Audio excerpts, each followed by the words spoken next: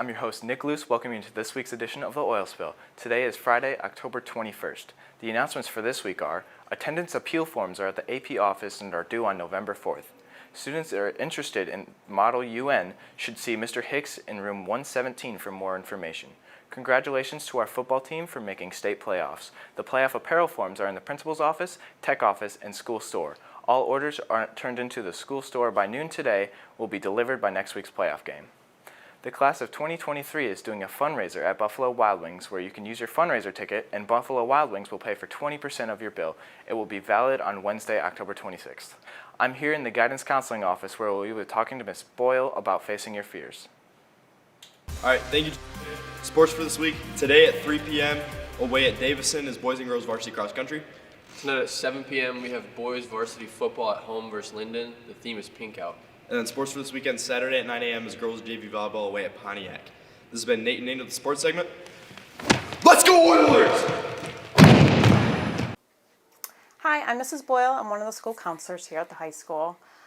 With Halloween around the corner, we thought we'd do a little counselor connection on facing your fears.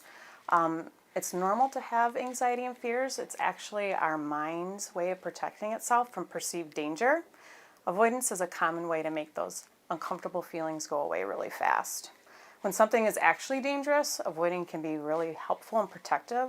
So if you're walking in the woods and you see a bear and you avoid that bear, that's probably going to be pretty safe for you. It's when we avoid situations that are not so dangerous that avoidance can actually make things harder and make that fear stronger for us. Avoidance can be real obvious, like skipping class when we have a test or a presentation, or it can be really subtle, like maybe not wanting to order for yourself at a restaurant. Using avoidance can eventually turn into bigger problems, like maybe failing that class that you keep skipping, or maybe not being able to have those opportunities with your friends going out to a restaurant. The best way to decrease the anxiety is to face it.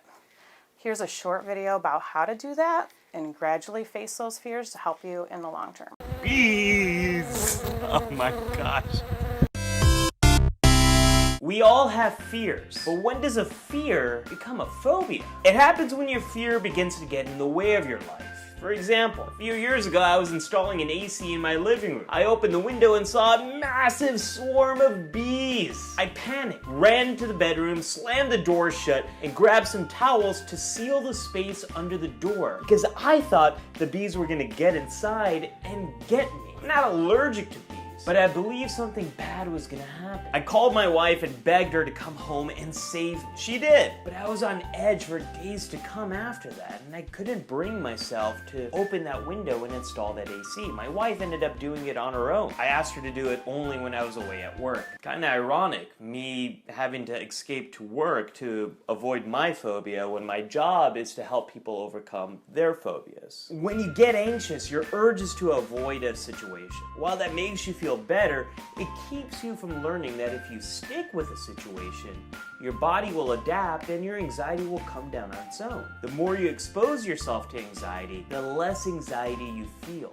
This is the idea behind exposure therapy, the most effective treatment for anxiety disorders. Here's how I applied exposure therapy to my bee phobia. Step 1. Make an exposure plan. I started by making a fear hierarchy, listing all the situations that made me anxious and rating them from 0 to 100. Stuff like watching cartoon bees, videos of bees, being in a garden with a lot of flowers, all the way up to having a bee crawl on my skin. Step 2. Pick a low starting point. This is where most people really mess up exposure therapy. They start really high, it's overwhelming, they quit, and all this ends up doing is just strengthening their phobia.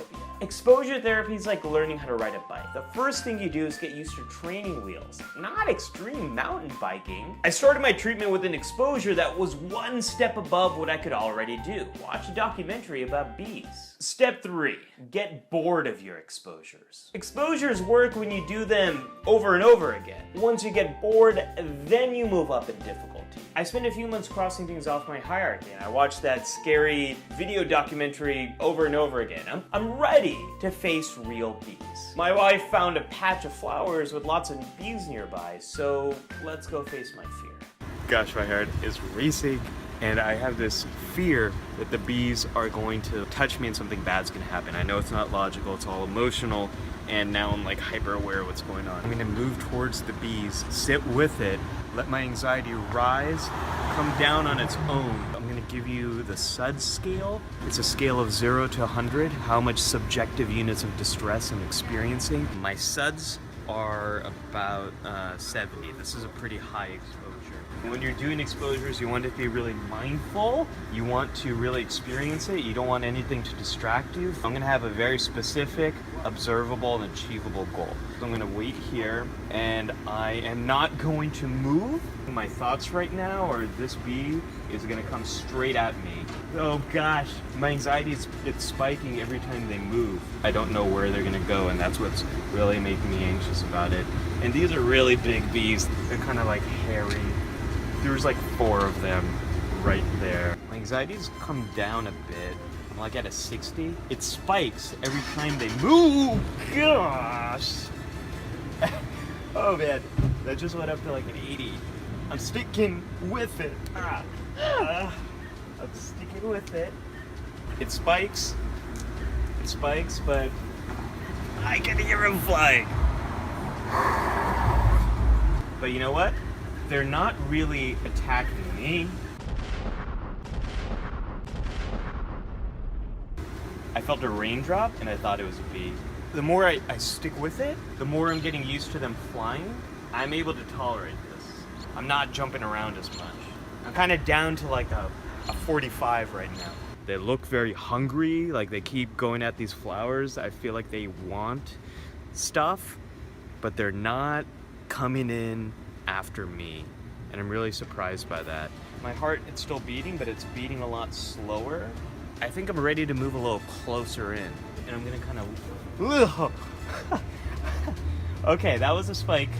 That was a spike, but that's to be expected because it just increased the intensity of the exposure. These bees, these really fat ones, are kind of cute, and I never really expected that. They're kind of fuzzy. So all these people just walk by. It was actually really helpful to see average people see all of them and just kind of go about the regular day. That's not how I'd react. I would have walked all the way around here. One of my mentors, Charlie Mansueto, he taught me that it's anxiety's nature's way. The stuff you avoid gets hard to face, but when you face it, you get used to it. That's how nature works, and that's what's happening for me right here. I'm like right next to this bee, and I'm like at a 30. I'm not cured yet, but this is a huge step forward for me. I've gotten used to being near bees, and I've learned that bees don't attack you just because you're nearby. I'm still scared of getting stung by a bee, but I'm beginning to think that I could tolerate it if it happens. I have to keep facing bees and do more exposures on my heart, and I'll let you know how that goes in a few episodes. But I'm optimistic. Do you have any phobias you're trying to overcome? Let me know in the comments below. I'm at OllyMatu on social media. For more psychology, be sure to like The Psych Show on Facebook and subscribe on YouTube. If you would like more information or need support with working your anxiety or fears, please reach out to the MPHS Counseling Office to get connected. For a little fall fun, we are handing out cider and donuts today at each lunch. Please stop by a table in the lobby to get your treat. This has been Nick Luce, and please stand for the Pledge of Allegiance and have a great weekend, Oilers.